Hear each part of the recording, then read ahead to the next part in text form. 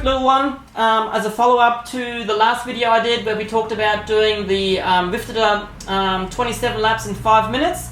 And one of the key things we identified in that video was that being able to cross over is going to be crucial.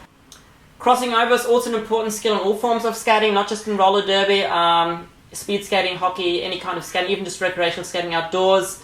Crossing over is such a core skill that everyone really needs to learn this. It's going to make your skating so much better, so much more fun.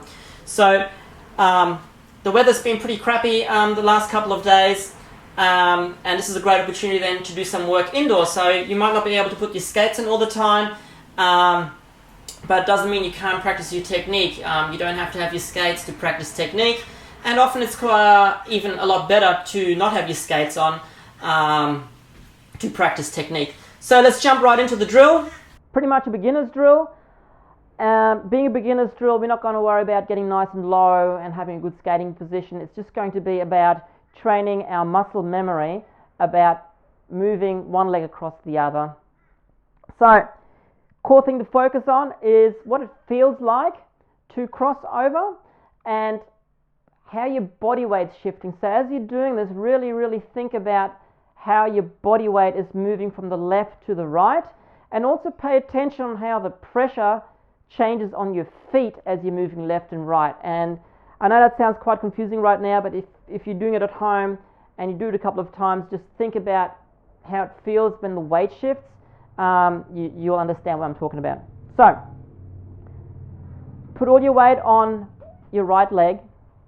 This foot is off the ground, and then you go back to a normal stance, and then all your weight will go on your left leg as this right leg crosses across, and then all your weight goes onto the right leg, and you step out, and this, and just do a little pivot to the side, just to emphasize the weight.